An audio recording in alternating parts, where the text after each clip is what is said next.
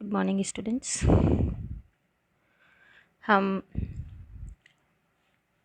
आय रोजगार एवं उत्पादन के प्रतिष्ठित सिद्धांत के बारे में चर्चा कर चुके हैं। हमने ये भी देखा कि एडम स्मिथ की पुस्तक द वेल्थ ऑफ नेशन के 1776 में प्रकाशन से लेकर 1930 की यानी कि 1930 की जो विश्वव्यापी मंदी वर्ल्ड वाइड जो रेसेशन हुआ था, तब तक विश्व अर्थव्यवस्था में प्रतिष्ठित विचारधारा का पर्याप्त सम्मान रहा।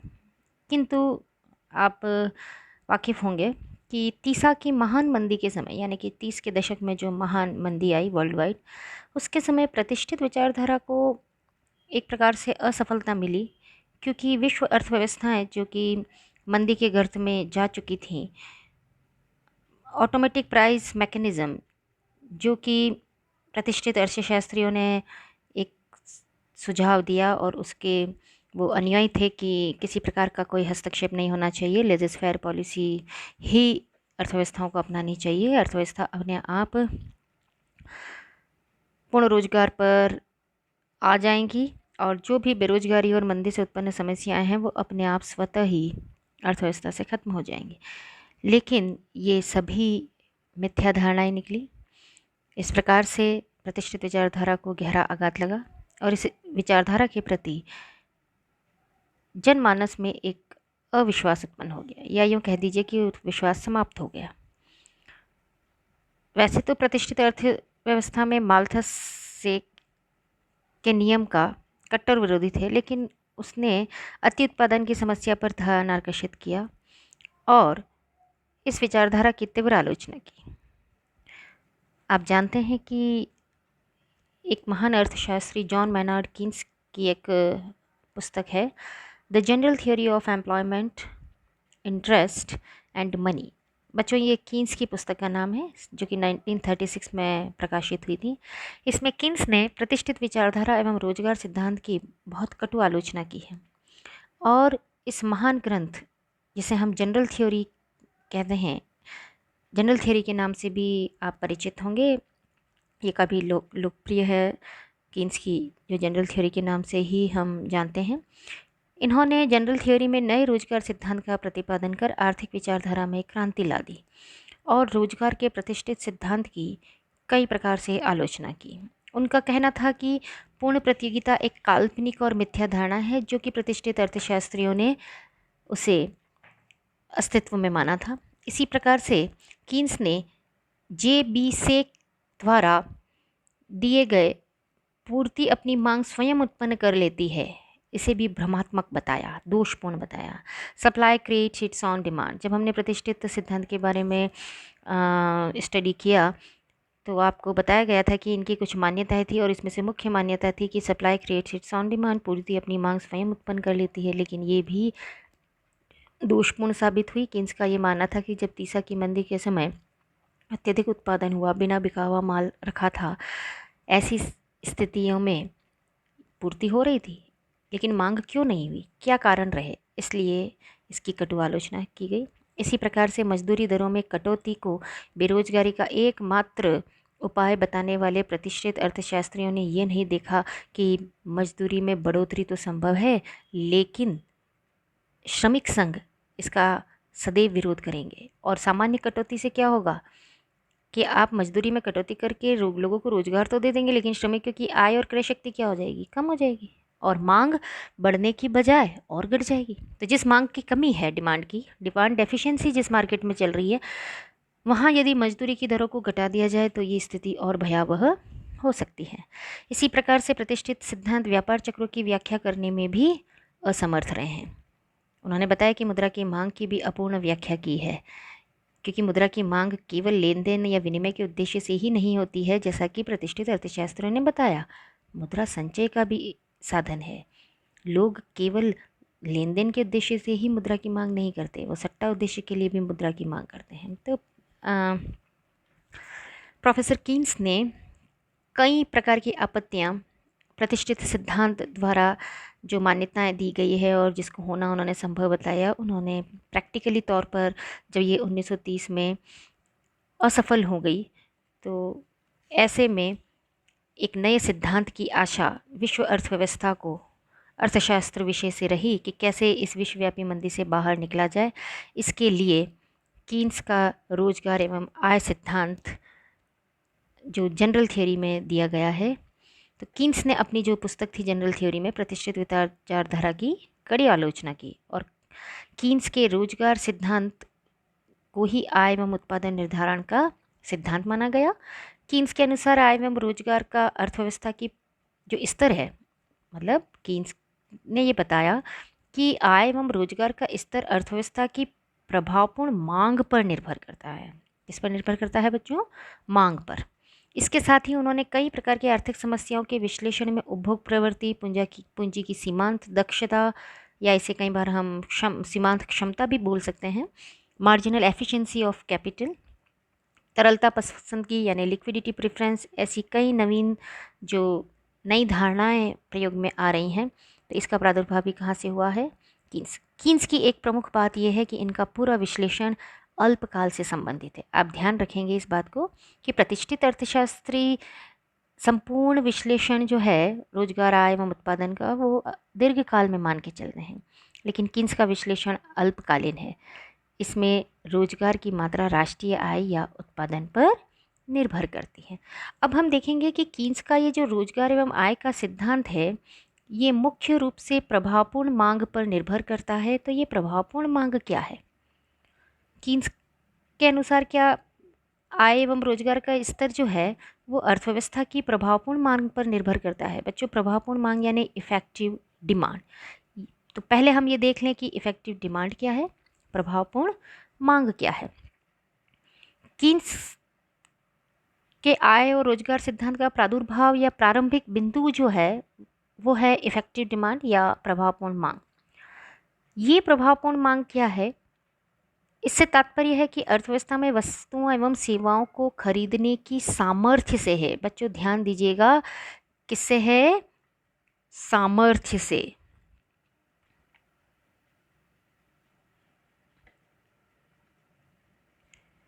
अर्थव्यवस्था में वस्तुओं एवं सेवाओं को खरीदने के सामर्थ्य को ही हम क्या कहते हैं? प्रभावपूर्ण। ये डिमांड से काम नहीं चलेगा, इफेक्टिव डिमांड होनी चाहिए। तो कीन्स के अनुसार अर्थव्यवस्था में रोजगार का स्तर प्रभावपूर्ण मांग पर निर्भर करता है और प्रभावपूर्ण मांग में कमी से ही अर्थव्यवस्था में क्या होती है? देखिए, रोजगार किस पर निर्भर कर रहा है? प्रभावपूर्ण मांग पे। तो यदि अर्थव्यवस्था में बेरोजगारी होती है तो उसका भी मुख्य कारण क्या माना है? प्रभावपूर्ण मांग में कमी। इसे कहा जाता है डेफिशिएंसी ऑफ इफेक्टिव डिमांड। तो प्रभावपूर्ण मांग आय एवं रोजगार के निर्धारण का महत्वपूर्ण घटक है और एक द्विक्षेत्रीय अर्थव्यवस्था में प्रभावपूर्ण मांग में उपभोग व्यय एवं निवेश व्यय दोनों को सम्मिलित किया जाता है। बच्चों, हमने जब आपको आय का चक्रीय प्रभाव पढ़ाया था तब बताया था कि अर्थव्यवस्थाएं द्विक्षेत्रीय, त्रिक्षेत्रीय और चार क्षेत्रीय, जो प्रैक्टिकली है वो व्यावहारिक रूप से तो चार क्षेत्रीय पाई जाती है, लेकिन हम अपने एनालिसिस को सिंपल बनाने के लिए कीन्स ने अभी द्विक्षेत्रीय अर्थव्यवस्था की कल्पना की है और अर्थव्यवस्था के कुल व्यय के रूप में उसे प्रदर्शित किया जाता है जो आय के स्तर पर निर्भर करता है। वैसे तो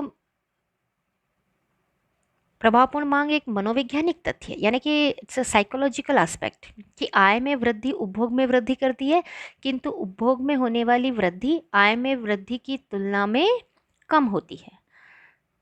क्या है? आय में वृद्धि उपभोग में वृद्धि करती है, किंतु उपभोग व्यय में होने वाली वृद्धि आय में वृद्धि की तुलना में क्या हो जाती है? कम। That means the marginal propensity to consume is always less than 1। 1 का तात्पर्य क्या है? कि यदि कोई भी व्यक्ति या उपभोक्ता अपनी बढ़ी हुई आय का संपूर्ण भाग उपभोग पर खर्च कर दे तो उसकी वैल्यू 1 होती है, लेकिन कीन्स का मानना है कि एमपीसी की वैल्यू सदैव 1 से क्या रहेगी? कम। अतः आय एवं रोजगार के बढ़े हुए स्तर को बनाए रखने हेतु आय एवं उपभोग व्यय के मध्य जो अंतर है उसको निवेश व्यय द्वारा पूर्ण किया जाता है। इस प्रकार प्रभावपूर्ण मांग अर्थव्यवस्था के कुल उत्पादन के मूल्य के बराबर होती है। एक अर्थव्यवस्था की प्रभावपूर्ण मांग का निर्धारण उस बिंदु पर होता है जहां कुल मांग और कुल पूर्ति दोनों बराबर है। अब हम ये देख रहे हैं कि ये जो प्रभावपूर्ण मांग अपने आप में इतनी इम्पॉर्टेंट है और ये अर्थव्यवस्था में रोजगार एवं आय का निर्धारण कर रही है, तो इस प्रभावपूर्ण मांग का निर्धारण किस प्रकार से होता है? How the effective demand is determined. Determination of effective demand यानी कि प्रभावपूर्ण मांग का निर्धारण किस प्रकार से होता है? तो अर्थव्यवस्था में, किसी भी अर्थव्यवस्था में कीन्स के अनुसार प्रभावपूर्ण मांग समग्र मांग फलन एवं समग्र पूर्ति फलन द्वारा निर्धारित होती है। किसके द्वारा निर्धारित होती है?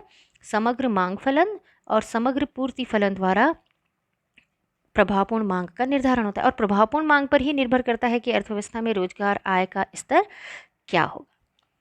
पहले हम देख लें कि प्रभावपूर्ण मांग क्या है। किसी भी अर्थव्यवस्था में वस्तु एवं सेवाओं की कुल मांग को, that means aggregate demand, total demand for the goods and services, अर्थव्यवस्था में वस्तु एवं सेवाओं की कुल मांग को ही समग्र मांग कहा जाता है। अब वस्तुओं और सेवाओं की मांग जो है वो किसके लिए की जाती है? उपभोग हेतु और निवेश हेतु। तो उपभोग मांग में निजी उपभोग मांग और सार्वजनिक उपभोग मांग दोनों सम्मिलित किया जाएगा। इसी प्रकार से निवेश मांग में भी निजी निवेश मांग और सार्वजनिक निवेश मांग, तो दोनों प्रकार की मांग को, चाहे वो सार्वजनिक उपभोग मांग हो या निजी उपभोग मांग हो, इसी प्रकार से निवेश मांग में भी निजी निवेश मांग और सार्वजनिक निवेश मांग दोनों को सम्मिलित किया जाता है।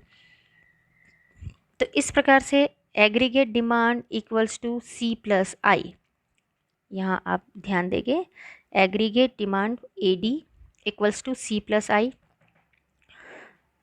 Consumption expenditure plus investment expenditure. बच्चों इसे आप इस प्रकार से भी समझ सकते हैं, समग्र मांग इक्वल टू उपभोग मांग प्लस निवेश मांग। So the summation of the consumption demand and investment demand is equal to aggregate demand.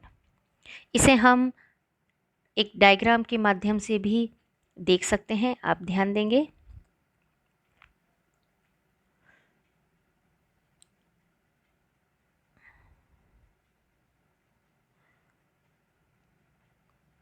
ये जो चित्र नीचे प्रस्तुत किया गया है, इस डायग्राम में आपको देखना है, y अक्ष पर प्रत्याशित प्राप्तियां हैं, एक्सपेक्टेड रिसिप्ट।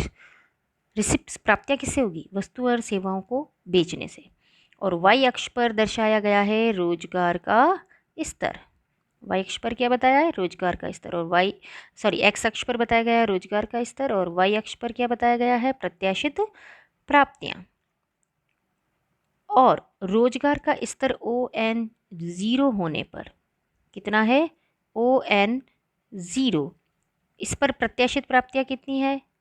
OL 0।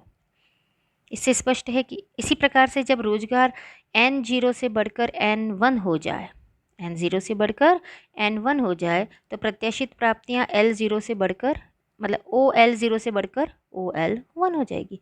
अर्थात इसी प्रकार से जब रोजगार की मात्रा N0 से N बढ़ी तो प्राप्तियां L0 से L, और यदि रोजगार की मात्रा या रोजगार का स्तर N से N1 बढ़ गया तो प्रत्याशित प्राप्तियां L से L1 तक बढ़ जाएंगी। तो LL1 पहले यहाँ बढ़ रही थी, रोजगार का स्तर N0 से N बढ़ने पर प्रत्याशित प्राप्तियां, कौन सी प्रत्याशित प्राप्तियां? वस्तुओं और सेवाओं की बिक्री से प्राप्त प्राप्तियां। तो ऐसे में N0 से N तक रोजगार का स्तर बढ़ने से प्रत्याशित प्राप्तियां L0 से N तक बढ़ गई। इसी प्रकार से जब रोजगार का स्तर N से N1 बढ़ रहा है तो प्रत्याशित प्राप्तियां L से L1 बढ़ जाएंगी। तो आप ध्यान दें कि जैसे जैसे रोजगार का स्तर बढ़ता है कुल प्रत्याशित प्राप्तियां भी बढ़ते जा रही हैं। इसलिए ये कर्व भी कैसा बना है? पॉजिटिव। पॉजिटिव यानी धनात्मक ढाल वाला। अब रोजगार का स्तर जैसे जैसे बढ़ रहा है कुल प्रत्याशित प्राप्तियां भी बढ़ रही है, लेकिन एक चीज़ ध्यान दीजिएगा, यहाँ पर जो समग्र मांग वक्र है AD, एग्रीगेट डिमांड कर्व, ये पॉजिटिव तो है लेकिन ये y अक्ष की ओर कॉन्वेक्स है। बच्चों कॉन्वेक्स का मतलब होता है उन्नतोदर। क्या कहते हैं हम इसे? उन्नतोदर। तो ढाल में क्या हो रही है? धीरे धीरे कमी हो रही है। तो कमी होने से तात्पर्य है कि जैसे जैसे रोजगार का स्तर बढ़ेगा प्रत्याशित प्राप्तियां तो बढ़ रही हैं, प्रत्याशित प्राप्तियां तो बढ़ रही हैं, लेकिन प्राप्तियों के बढ़ने का अनुपात रोजगार के स्तर में होने वाली बढ़ोतरी से क्या है? कम है। क्योंकि उपभोग प्रवृत्ति जो है, यहाँ उपभोग का नियम लागू होता है। बच्चों, हम उपभोग का नियम भी पढ़ेंगे आगे। तो जो उपभोग का नियम लागू हो रहा है कि बढ़ी हुई आय का समस्त भाग, जितनी आय अतिरिक्त अर्जित करी है वो समस्त भाग उपभोग पर खर्च नहीं किया जाता है, क्योंकि सीमांत उपभोग प्रवृत्ति या मार्जिनल प्रोपेंसिटी टू कंज्यूम सदैव 1 से कम रहता है, 0 से अधिक लेकिन 1 से कम। 1 से कम, 1 कब होता है? मान लो 10% आय बढ़ी और हमने अपने उपभोग को भी कितना बढ़ा दिया, 10%, इसे तब तो MPC 1 होगी। लेकिन हम ये कह रहे हैं कि इसका ये मानना है कि उपभोग के मनोवैज्ञानिक नियम के अनुसार, और वो नियम भी किन्स ने ही दिया है, कि व्यक्ति का एक मनोविज्ञान होता है कि बढ़ी हुई आय को समस्त रूप से उपभोग पर खर्च ना किया जाए।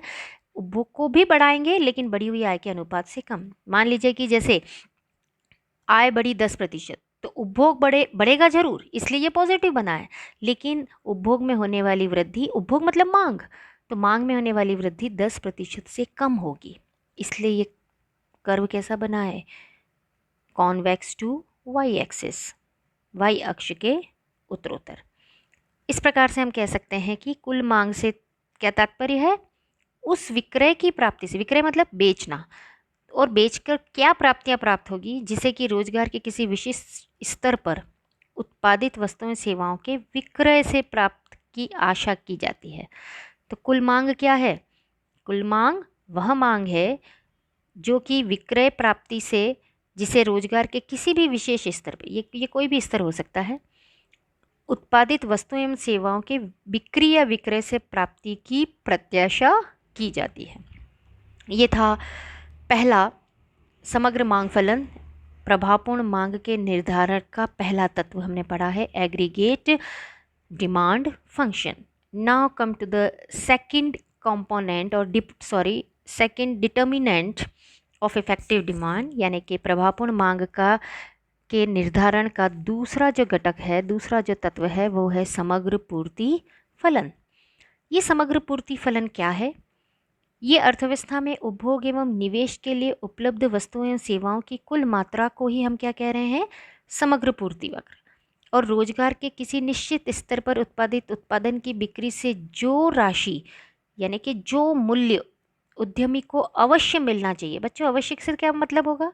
कि मिनिमम इतना तो मिलना ही चाहिए जब वो प्रोडक्शन को कंटिन्यू करेगा या मार्केट में उस कमोडिटी की सप्लाई करेगा। पहले वाले में हमने क्या देखा कि कितनी प्रत्याशा है, प्रत्याशित प्राप्तियां। दूसरे में हम क्या देख रहे हैं कि किसी भी वस्तु के उत्पादन के बाद उसकी जो बिक्री होगी तो मिनिमम इतना तो उसे मिलना ही चाहिए, इससे कम मिलता है तो वो प्रोडक्शन बंद कर देगा, यानी कि सप्लाई रोक देगा। तो सप्लाई को कंटिन्यू करने के लिए एक मिनिमम जो रेट है, जो रिसिप्ट्स है, जो कि उद्यमी को मिलनी चाहिए। तो रोजगार के किसी भी निश्चित स्तर पर उत्पादित वस्तुएं एवं सेवाएं, उत्पादित जो भी वस्तुएं सेवाएं हैं, उनकी बिक्री से जो मूल्य या जो राशि, जो इनकम उद्यमी को अवश्य मिलनी ही चाहिए, उसे कीन्स ने समग्र पूर्ति कीमत कहा है। कुल पूर्ति कीमत की सारणी भी हम देख सकते हैं, जैसे कुल पूर्ति फलन भी कहा जाता है। तो इस प्रकार से ये जो कुल पूर्ति फलन है, इसे आप देखेंगे, ये रोजगार के विभिन्न स्तर को दिखाया जा रहा है, जैसा हमने समग्र मांग में देखा। साथ ही ये विक्रय की प्राप्तियां, ये कौन सी प्राप्तियां? वो थी प्रत्याशित प्राप्तियां। वहाँ हम क्या देख रहे थे? एग्रीगेट डिमांड में प्रत्याशित प्राप्तियां। ये है विक्रय की वो प्राप्तियां, जो वो मिनिमम प्राइस है जो कि उद्यमी को उस उद्योग में बने रहने के लिए या सप्लाई को कंटिन्यू करने के लिए मिलनी ही चाहिए। OX अक्ष पर रोजगार का स्तर देख सकते हैं। OX अक्ष पर हमने क्या देखा है? रोजगार का स्तर। और OY अक्ष पर विक्रय प्राप्तियां दिखाई गई हैं। यदि रोजगार का स्तर ON 0 से बढ़कर, ON 0 से बढ़कर ON हो जाए तो उसकी लागत OL 0 से बढ़कर कितनी हो जाएगी? OL। रोजगार का स्तर N से NT बढ़ जाए तो लागतों में भी, बच्चों, व्यक्ति को या उद्यमी को कितना मिलना चाहिए? जितनी की उसकी लागत है, ये वस्तु की लागत में वो लाभ भी शामिल है। तो लागत के बराबर तो उसको कीमत मिलनी ही चाहिए, उतनी प्राप्तियां तो होनी चाहिए। तो एक प्रकार से ये जो विक्रय प्राप्तियां होती है, ये लागत भी है वस्तु को बनाने की, जो कि उसको मिनिमम मिलनी ही चाहिए। अब हम देख रहे हैं कि जैसे जैसे रोजगार का स्तर बढ़ता है, ये विक्रय प्राप्तियां या जो लागत है वो भी क्या होते जा रही है, क्योंकि ज़्यादा लोगों को रोजगार देंगे, ज़्यादा श्रमिकों को काम पर लगाएंगे, तो निश्चित तौर पर लागतें भी एग्रीगेट फॉर्म में तो बढ़ेगी। तो लागतों में जो वृद्धि होने पर भी रोजगार के स्तर में जब वृद्धि नहीं होगी, तो फिर कुल, देखिए आप यहाँ ध्यान देंगे एनटी, एनटी पर। इससे पहले जैसे जैसे रोजगार का स्तर बढ़ रहा है, विक्रय प्राप्तियां भी क्या होते जा रही है, बढ़ते जा रही है। जैसे जैसे रोजगार का स्तर बढ़ रहा है, विक्रय प्राप्तियां या लागत, ये वो राशि है जो कि उद्यमी को मिलनी ही चाहिए। तो कौन सी मिलनी चाहिए, कि इतनी कीमत तो किसी भी उद्यमी को चाहिए जिससे कि उसकी लागत पूरी हो जाए। अब लागत पूरी होने के बाद जो ऊपर मिलता है वो उसका प्रॉफिट हुआ, लेकिन इससे कम अगर प्राप्तियां हैं तो वो प्रोडक्शन को कंटिन्यू नहीं रखेगा। अब आप देखेंगे दोनों जो वेरिएबल्स हैं वो समान दिशा में जा रहे हैं, ये बढ़ रहा है, ये भी बढ़ रहा है, इसलिए कर्व कैसा बना है, पॉजिटिव। पॉजिटिव तो है, लेकिन चूंकि रोजगार का स्तर है तो इसकी एक सीमा है, और रोजगार के इसकी सीमा क्या आ गई है, ONT। ये क्या होगा, पूर्ण रोजगार। इसके बाद क्या उत्पादन बढ़ाना संभव है, नहीं संभव है। इसलिए एग्रीगेट सप्लाई फंक्शन कैसा हो गया है, वर्टिकल टू एक्स एक्सिस। कैसा हो गया है, एक्स अक्ष के लंबवत हो गया है। अर्थात अब रोजगार बढ़ाना, कब रोजगार बढ़ाना संभव नहीं होता है, जब सभी श्रमिक जो काम करने के इच्छुक हैं, योग्य होने से काम नहीं चलता है, इच्छुक भी होना चाहिए उन्हें। यदि जो काम प्राप्त करना चाह रहे हैं, जो रोजगार में आना चाह रहे हैं, उन सभी को जब तक काम मिल जाता है, उसकी भी एक लिमिट होती है। जब श्रमिक ही नहीं उपलब्ध है तो रोजगार के स्तर को तो हम नहीं बढ़ा सकते। इसके बाद ये जो aggregate demand sorry aggregate supply function है, ये कैसा हो रहा है यहाँ इस लिमिट में, ये वाला पार्ट जो है ये लंबवत है एक्स अक्ष के। अर्थात इसके बाद चूंकि रोजगार का स्तर नहीं बढ़ सकता, इसलिए कुल उत्पादन तो नहीं बढ़ा सकते हैं, लेकिन इसके बाद यदि कुल मांग बढ़ती है तो वस्तुओं की कीमतें लगातार बढ़ती जाएगी। इस प्रकार से हमने देखा कि अर्थव्यवस्था में कुल मांग, ये आपका कुल मांग का वक्र है AD, और कुल पूर्ति वक्र, जहां आपस में समान होंगे वहीं इफेक्टिव डिमांड या प्रभावपूर्ण मांग का निर्धारण होगा, जिसे हम नेक्स्ट क्लास में देखेंगे।